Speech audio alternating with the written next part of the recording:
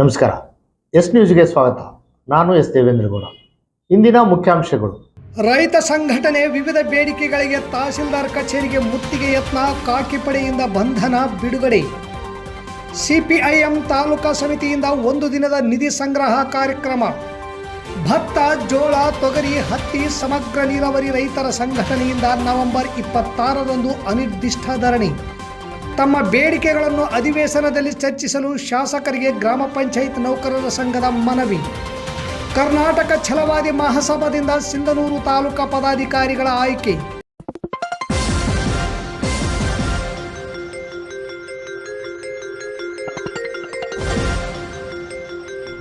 S news, ಇದು ನಿಮ್ಮ ಧ್ವನಿ. ವಾರ್ತೆಗಳ ವಿವರ. ಎರಡನೇ ಬೆಳೆಗೆ ನೀರು ಬಿಡಬೇಕು ಎನ್ನುವ ಬೇಡಿಕೆ ಜೊತೆಗೆ ವಿವಿಧ ಹಕ್ಕೊತ್ತಾಯಗಳ ಈಡೇರಿಕೆಗಾಗಿ ಕರ್ನಾಟಕ ರಾಜ್ಯ ರೈತ ಸಂಘ ಹಾಗೂ ಹಸಿರು ಸೇನೆ ಜಿಲ್ಲಾ ಸಮಿತಿಯಿಂದ ತಹಸೀಲ್ ಕಚೇರಿಗೆ ಮುತ್ತಿಗೆ ಕಾರ್ಯಕ್ರಮ ಹಮ್ಮಿಕೊಳ್ಳಲಾಗಿತ್ತು. ಪೊಲೀಸರು ಪ್ರತಿಭಟನಾಕಾರರನ್ನು ಬಂಧಿಸಿ ಠಾಣೆಗೆ ಕರೆದೊಯ್ದು ನಂತರ ಬಿಡುಗಡೆ ಮಾಡಿದರು.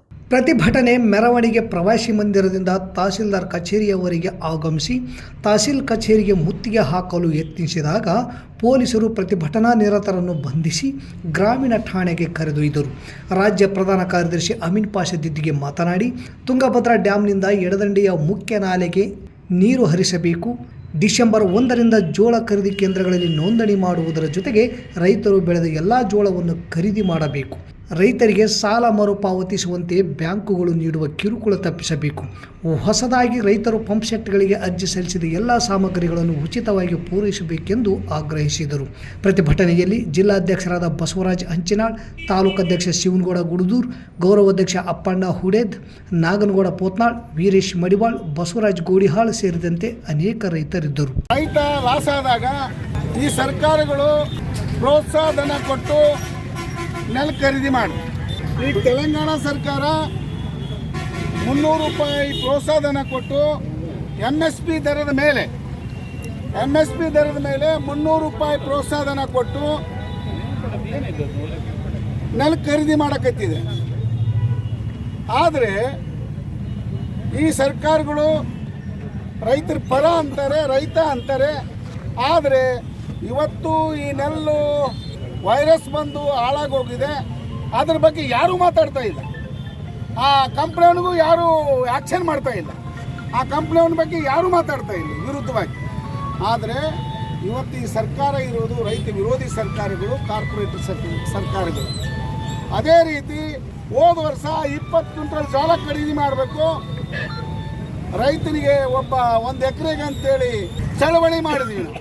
ಸಿಪಿಐಎಂ ಪಕ್ಷದ ರಾಜ್ಯ ಸಮಿತಿ ಕರೆಯಾದ ಪಕ್ಷದ ನಿಧಿ ಸಂಗ್ರಹ ಕಾರ್ಯಕ್ರಮದ ಅಂಗವಾಗಿ ಇಂದು ಸಿಂಧನೂರು ತಾಲೂಕಾ ಸಿಪಿಐಎಂ ಪಕ್ಷದ ವತಿಯಿಂದ ನಗರದ ಹಳೆ ಬಜಾರ್ನ ವ್ಯಾಪಾರಸ್ಥರಲ್ಲಿ ನಿಧಿ ಸಂಗ್ರಹಿಸಲಾಯಿತು.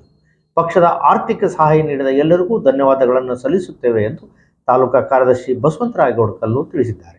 ಇಂದು ಬೆಳಗ್ಗೆ 12 ಗಂಟೆಯಿಂದ ನಗರದ ಹಳೆ ಬಜಾರಿನಲ್ಲಿ ಪಕ್ಷದ ಕಾರ್ಯಕ್ರಮಗಳಿಗಾಗಿ ಪಕ್ಷದ ನಿಧಿ ಸಂಗ್ರಹ ಕಾರ್ಯಕ್ರಮ ನಡೆಸಲಾಯಿತು. ಸಹಾಯ ಮಾಡುವಂತೆ ಸದಸ್ಯರು ಪ್ರತಿ ಅಂಗಡಿಗೆ ಹೋಗಿ ಪಕ್ಷವನ್ನು ಪರಿಚಯ ಮಾಡಿಕೊಳ್ಳುವ ಮೂಲಕ ಹಮ್ಮಿಕೊಂಡು ಕಾರ್ಯಕ್ರಮಗಳನ್ನು ವಿವರಿಸುತ್ತಾ ವ್ಯಾಪಾರಸ್ಥರಲ್ಲಿ ದೇಣಿಗೆ ನೀಡುವಂತೆ ಮನವಿ ಮಾಡಿಕೊಂಡೆವು. ವ್ಯಾಪಾರಸ್ಥರು 10 ರೂಪಾಯಿಯಿಂದ ಹಿಡಿದು 20, 50, 100, 200 ಹಾಗೂ 500 ರೂಪಾಯಿವರೆಗೆ ಮನವಿ ಮಾಡಿದ ಎಲ್ಲರೂ ಧನ ಸಹಾಯ ಮಾಡಿದ್ದಾರೆ. ಈ ಕಾರ್ಯಕ್ರಮ ನಮ್ಮ ರಾಜ್ಯ ಸಮಿತಿ ಕರೆಯ ಮೇರೆಗೆ ಹಮ್ಮಿಕೊಳ್ಳಲಾಗಿತ್ತು. ಇದು ಒಂದು ಥರ ನಮಗೆ ಪರೀಕ್ಷೆ ಇದ್ದ ಹಾಗೆ. ಪರೀಕ್ಷೆಯಲ್ಲಿ ಹೇಗೆ ಪ್ರಶ್ನೆಗೆ ಉತ್ತರಿಸಿ ಪಾಸ್ ಆಗಬೇಕು, ಇಲ್ಲಿಯೂ ಹಾಗೆ ಪ್ರತಿಯೊಬ್ಬರೂ ಕೇಳುವ ಎಲ್ಲ ಪ್ರಶ್ನೆಗಳಿಗೆ ಉತ್ತರಿಸುತ್ತಾ ನಾವು ದುಡಿಯುವ ಜನರಿಗಾಗಿ ಹಮ್ಮಿಕೊಂಡ ಕಾರ್ಯಕ್ರಮಗಳನ್ನು ವಿವರಿಸಿದೆವು. ಬಹುತೇಕ ಎಲ್ಲ ವ್ಯಾಪಾರಸ್ಥರು ನಮ್ಮ ಮನವಿಗೆ ಸ್ಪಂದಿಸಿ ದೇಣಿಗೆ ನೀಡಿದ್ದಾರೆ. ಎಲ್ಲರಿಗೂ ಧನ್ಯವಾದಗಳನ್ನು ಸಲ್ಲಿಸುತ್ತಿದ್ದೇವೆ ಎಂದು ತಾಲೂಕಾ ಕಾರ್ಯದರ್ಶಿ ಬಸವಂತರಾಯಗೌಡ ಕಲ್ಲೂರ್ ಹೇಳಿದರು. ಈ ಸಂದರ್ಭದಲ್ಲಿ ಸದಸ್ಯರಾದ ಎಂ ಗೋಪಾಲಕೃಷ್ಣ, ಬಿ ಲಿಂಗಪ್ಪ, ಹೊನ್ನೂರಪ್ಪ, ಮುನಿಸ್ವಾಮಿ, ವಿಶ್ವನಾಥ್ ಬಳಗನೂರು, ಮಹೇಶ್, ಅಪ್ಪಣ್ಣ ಕಾಂಬ್ಳೆ, ರೇಣುಕಮ್ಮ ಹಾಗೂ ಎಸ್ ದೇವೇಂದ್ರಗೌಡ ಇದ್ದರು. ಕರ್ನಾಟಕ ರಾಜ್ಯ ಭತ್ತ, ಜೋಳ, ಹತ್ತಿ, ತೊಗರೆ ಮತ್ತು ಸಮಗ್ರ ನೀರಾವರಿ ರೈತರ ಸಂಘಟನೆಯಿಂದ ನವೆಂಬರ್ 26ರಂದು ರೈತರ ವಿವಿಧ ಬೇಡಿಕೆಗಳ ಈಡೇರಿಕೆಗಾಗಿ ತಹಸೀಲ್ದಾರ್ ಕಚೇರಿ ಮುಂದೆ ಅನಿರ್ದಿಷ್ಟ ಧರಣಿ ಸತ್ಯಾಗ್ರಹವನ್ನು ಹಮ್ಮಿಕೊಳ್ಳಲಾಗುವುದು ಎಂದು ಸಂಸ್ಥಾಪಕರು ಹಾಗೂ ರಾಜ್ಯಾಧ್ಯಕ್ಷರಾದ ಮೃತ್ಯುಂಜಯ ಸ್ವಾಮಿ ಹೇಳಿದರು. ನಗರದ ಪತ್ರಿಕಾ ಭವನದಲ್ಲಿ ಸೋಮವಾರ ಸುದ್ದಿಗೋಷ್ಠಿ ನಡೆಸಿ ಮಾತನಾಡಿದ ಅವರು, ನಾವು ನಡೆಸುವ ಧರಣಿ ಸ್ಥಳಕ್ಕೆ ಜಿಲ್ಲಾ ಉಸ್ತುವಾರಿ ಸಚಿವರು ಹಾಗೂ ಜಿಲ್ಲಾಧಿಕಾರಿಗಳು ಧಾವಿಸಿ ರೈತರ ಸಮಸ್ಯೆ ಆಲಿಸಿ ರೈತರ ನ್ಯಾಯಯುತವಾದ ಬೇಡಿಕೆಗಳನ್ನು ಈಡೇರಿಸಲೇಬೇಕು. ಜಿಲ್ಲಾಧಿಕಾರಿಗಳು, ಜಿಲ್ಲಾ ಉಸ್ತುವಾರಿಗಳು ಪ್ರತಿಭಟನೆ ಸ್ಥಳಕ್ಕೆ ಬರುವವರೆಗೆ ನಮ್ಮ ಅನಿರ್ದಿಷ್ಟ ಧರಣಿಯ ಹೋರಾಟವು ಮಾತ್ರ ನಿರಂತರವಾಗಿರುತ್ತದೆ. ಪ್ರತಿ ಹೋಬಳಿ ಮಟ್ಟದಲ್ಲಿ ಭತ್ತ ಖರೀದಿ ಕೇಂದ್ರ ಪ್ರಾರಂಭಕ್ಕೆ ಸರ್ಕಾರ ಮುಂದಾಗಬೇಕು. ಸರ್ಕಾರ ಪ್ರತಿ ಕ್ವಿಂಟಲ್ ಭತ್ತಕ್ಕೆ ಗ್ರೇಡ್ ಭತ್ತಕ್ಕೆ 2369 ರೂಪಾಯಿ, ಗ್ರೇಡ್ 2380 ರೂಪಾಯಿ ನಿಗದಿಪಡಿಸಿದೆ. ಸರ್ಕಾರ ಪ್ರತಿ ಕ್ವಿಂಟಲ್ ಭತ್ತಕ್ಕೆ ಎ ಗ್ರೇಡ್ ಭತ್ತಕ್ಕೆ 2380 ರೂಪಾಯಿ ನಿಗದಿಪಡಿಸಿದೆ. ಬಿ ಗ್ರೇಡ್ ಭತ್ತಕ್ಕೆ 2369 ರೂಪಾಯಿ ನಿಗದಿಪಡಿಸಿದೆ. ಒಂದು ಚೀಲ ಗೊಬ್ಬರ 1700 ರೂಪಾಯಿ ಇದೆ. ಅದೇ ಭತ್ತವನ್ನು 1700 ರೂಪಾಯಿಗೆ ಖರೀದಿ ಮಾಡಿದರೆ ರೈತರಿಗೆ ಏನು ಉಳಿಯುತ್ತದೆ? ಎಲ್ಲಿಗೆ ಹೋಗಬೇಕು? ಕೊಪ್ಪಳ ಹಾಗೂ ರಾಯಚೂರು 2 ಜಿಲ್ಲೆಗಳ ರೈತರನ್ನು ಒಳಗೊಂಡು ಪ್ರತಿಭಟನೆ ಹಮ್ಮಿಕೊಳ್ಳಲಾಗಿದೆ. ರೈತರು ಹೆಚ್ಚಿನ ಸಂಖ್ಯೆಯಲ್ಲಿ ಭಾಗವಹಿಸಿ ಜೊತೆಗೆ ಬೆಂಬಲಿಸಿ ಯಶಸ್ವಿಗೊಳಿಸಬೇಕೆಂದು ಮನವಿ ಮಾಡಿದರು. ಈ ವೇಳೆ ಗೌರವಾಧ್ಯಕ್ಷರಾದ ಅಮರೇಶ್ ಸಾವುಕಾರ ಚಿಕ್ಕದಿನ್ನಿ, ಉಪಾಧ್ಯಕ್ಷ ಶಿವಕುಮಾರ್ ಪಿ ವಟಗಲ್, ಕರಿಯಪ್ಪ ಪಾಟೀಲ್ ಡೋನ್ಮರಡಿ, ಅಮರೇಶ್ ಪಲ್ಯದ್ ಸೇರಿದಂತೆ ಅನೇಕರಿದ್ದರು. ಈ ಒಂದು ಎಲ್ಲರಿಗೂ ಗೊತ್ತಿರತಕ್ಕಂಥದ್ದು, ಸುಮಾರು ಸಂಘಟನೆಗಳು ರೈತರ ಪರವಾಗಿ ಹೋರಾಟ ಮಾಡ್ತಾರೆ. ಆದರೆ ನಮ್ಮಲ್ಲಿ ಇರ್ತಕ್ಕಂಥ ಎಲ್ಲ ರೈತ ಸಂಘದವರು ಎಲ್ಲರೂ, ನಾವು ಎಲ್ಲ ರಾಜಕಾರಣಿಗಳು, ಪ್ರಗತಿಪರಿ ಮುಖಂಡರು, ರೈತ ಮುಖಂಡರು ಎಲ್ಲರೂ ಸೇರಿ ಇವತ್ತು ಏನಪ್ಪ ಅಂತಂದರೆ ನಮ್ಮ ಇಲ್ಲೇ ಕಬ್ಬಿನ ಹೋರಾಟ ಇರ್ಬೋದು, ಅದನ್ನು ನೋಡಿ ನಮ್ಮಲ್ಲಿ ಕೂಡ ನಾವು ಇವತ್ತು ರೈತರಿಗೆ ಏನಾದರೂ ನಾವು ಮಾಡಬೇಕು ಅನ್ನೋ ಒಂದು ದೃಷ್ಟಿಯಿಂದ ಸಂಘಟನೆಗಳು ಇವತ್ತಿಗೂ ಹೋರಾಟ ಮಾಡ್ಕೊಂತ ಬಂದವು. ಎಲ್ಲ ಸಂಘಟನೆಗಳು ಮಾಡ್ಯಾವ, ಅದಕ್ಕೆ ನಾವು ಹೆಮ್ಮೆ ಪಡ್ತೀವಿ.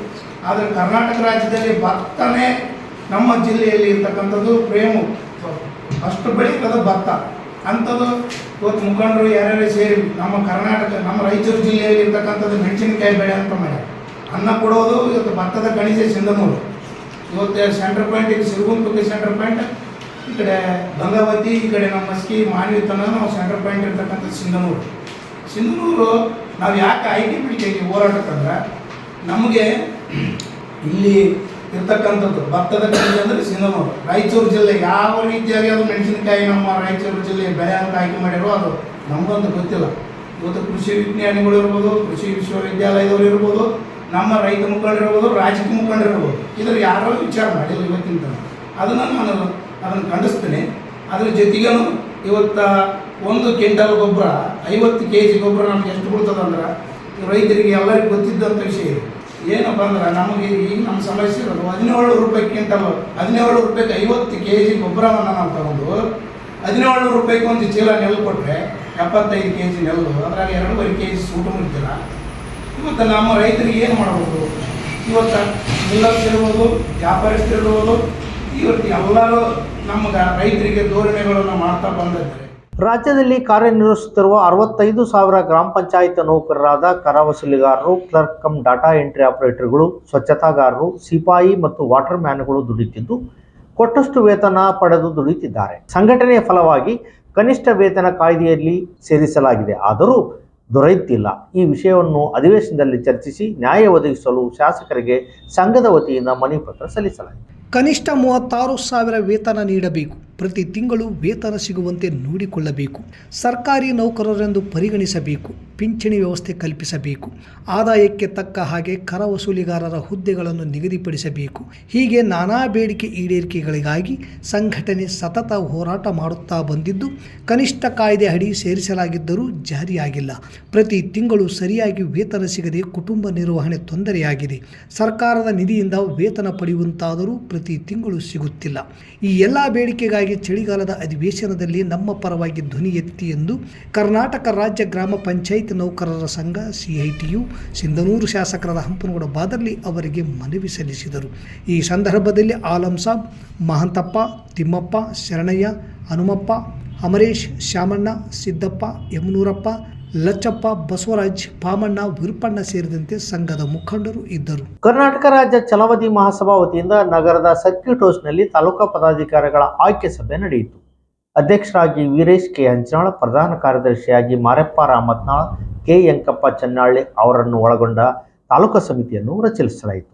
ತಾಲೂಕು ಅಧ್ಯಕ್ಷರಾಗಿ ವೀರೇಶ್ ಕೆ ಅಂಚಿನಾಳ್, ಉಪಾಧ್ಯಕ್ಷರಾಗಿ ಬಿ ನಾಗರಾಜ್ ಹೊಸಳ್ಳಿಕೆ, ಕುಬೇರಪ್ಪ ಹೊಸಳ್ಳಿಕೆ, ಕಾರ್ಯಾಧ್ಯಕ್ಷರಾಗಿ ಶಂಕರಪ್ಪ ಜಾಲಿಯಾಳ್, ಪ್ರಧಾನ ಕಾರ್ಯದರ್ಶಿಯಾಗಿ ಮಾರ್ಯಪ್ಪ ರಾಮತಾಳ್, ಕೆ ಯಂಕಪ್ಪ ಚನ್ನಳ್ಳಿ, ಕಾರ್ಯದರ್ಶಿಯಾಗಿ ಶ್ರೀಧರ್ ಬಾದರ್ಲಿ, ಹನುಮಂತ ಮಲ್ಲಾಪುರ್, ಸಹ ಕಾರ್ಯದರ್ಶಿಯಾಗಿ ವೀರೇಶ್ ಸುಲ್ತಾನ್ಪುರ್, ಯಮನೂರ್ ಚನ್ನಳ್ಳಿ, ಖಜಾಂಚಿಯಾಗಿ ಶಿವಕುಮಾರ ಮಲ್ಲಾಪುರ್, ಕಾಶಿನಾಥ್ ಚನ್ನಳ್ಳಿ, ಕಾನೂನು ಸಲಹೆಗಾರರಾಗಿ ಹನುಮಂತಪ್ಪ ಮಲ್ಲಯ್ಯ ಕ್ಯಾಂಪ್ ಹಾಗೂ ಮಾಧ್ಯಮ ಸಲಹೆಗಾರರಾಗಿ ದುಗ್ಗಪ್ಪ ಮಲ್ಲಾಪುರ್ ಮತ್ತು ಶರಣಬಸವ ಚನ್ನಳ್ಳಿ ಆಯ್ಕೆಯಾಗಿದ್ದಾರೆಂದು ಸಂಘಟಕರು ತಿಳಿಸಿದ್ದಾರೆ. ಚಿತ್ರಸುದ್ದಿ: ಅಂಬಾಮಠದ ಅಂಬಾದೇವಿ ದೇವಸ್ಥಾನದ ಕಾಮಗಾರಿಯನ್ನು ವೀಕ್ಷಣೆ ಮಾಡಿದ ಶಾಸಕ ಹಂಪನಗೌಡ ಬಾದರ್ಲಿ ಅವರು ಜಾತ್ರೆಯ ಒಳಗಾಗಿ ನಿಗದಿತ ಕಾಮಗಾರಿ ಪೂರ್ಣಗೊಳಿಸಲು ಅಧಿಕಾರಿಗಳಿಗೆ ಸೂಚನೆ ನೀಡಿದರು. ಈ ಸಂದರ್ಭದಲ್ಲಿ ರಾಜಗೌಡ ಬಾದರ್ಲಿ, ದೇವಸ್ಥಾನ ಸಮಿತಿ ಅಧ್ಯಕ್ಷ ರಂಗನಗೌಡ, ಅಶೋಕ್ ಮುಲಿಟಿ, ಇಒ ಚಂದ್ರಶೇಖರ್ ಹಾಗೂ ಕ್ಯಾಸೆಟಿಕ್ ಸಂಸ್ಥೆಯ ಅಧಿಕಾರಿಗಳು ಇದ್ದರು. ನಾಳೆ ನಗರದ ಮಿಲಾಪ್ ಶಾದಿ ಮಹಲ್ನಲ್ಲಿ ವಾರ್ತಾ ಭಾರತಿ ಕಲ್ಯಾಣ ಕರ್ನಾಟಕ ಆವೃತ್ತಿ ಬಿಡುಗಡೆ ಪ್ರಯುಕ್ತ ಓದುಗರು, ವೀಕ್ಷಕರು ಹಾಗೂ ಹಿತೈಷಿಗಳ ಸಭೆ ನಡೆಯಲಿದ್ದು, ವಿವಿಧ ಸಂಘಟನೆಯ ಸ್ಥಳೀಯ ಮುಖಂಡರು, ವಾರ್ತಾ ಭಾರತಿ ಪ್ರಧಾನ ಸಂಪಾದಕರು ಅಬ್ದುಸ್ರಾಮ್ ಪುತ್ತಿಗೆ ಕಾರ್ಯಕ್ರಮದಲ್ಲಿ ಭಾಗವಹಿಸಲಿದ್ದಾರೆ. ಮತ್ತೊಮ್ಮೆ ಮುಖ್ಯಾಂಶಗಳು. ರೈತ ಸಂಘಟನೆ ವಿವಿಧ ಬೇಡಿಕೆಗಳಿಗೆ ತಹಸೀಲ್ದಾರ್ ಕಚೇರಿಗೆ ಮುತ್ತಿಗೆ ಯತ್ನ, ಖಾಕಿ ಪಡೆಯಿಂದ ಬಂಧನ ಬಿಡುಗಡೆ. ಸಿಪಿಐಎಂ ತಾಲೂಕಾ ಸಮಿತಿಯಿಂದ 1 ದಿನದ ನಿಧಿ ಸಂಗ್ರಹ ಕಾರ್ಯಕ್ರಮ. ಭತ್ತ, ಜೋಳ, ತೊಗರಿ, ಹತ್ತಿ ಸಮಗ್ರ ನೀರಾವರಿ ರೈತರ ಸಂಘಟನೆಯಿಂದ ನವೆಂಬರ್ 26ರಂದು ಅನಿರ್ದಿಷ್ಟ ಧರಣಿ. ತಮ್ಮ ಬೇಡಿಕೆಗಳನ್ನು ಅಧಿವೇಶನದಲ್ಲಿ ಚರ್ಚಿಸಲು ಶಾಸಕರಿಗೆ ಗ್ರಾಮ ಪಂಚಾಯತ್ ನೌಕರರ ಸಂಘದ ಮನವಿ. ಕರ್ನಾಟಕ ಛಲವಾದಿ ಮಹಾಸಭಾದಿಂದ ಸಿಂಧನೂರು ತಾಲೂಕಾ ಪದಾಧಿಕಾರಿಗಳ ಆಯ್ಕೆ. ಇಲ್ಲಿಗೆ ವಾರ್ತಾ ಪ್ರಸಾರ ಮುಕ್ತಾಯವಾಯಿತು. ನಿರಂತರ ಸುದ್ದಿಗಾಗಿ ವೀಕ್ಷಿಸಿ ಎಸ್ ನ್ಯೂಸ್. ಇದು ನಿಮ್ಮ ಧ್ವನಿ. ನಮಸ್ಕಾರ.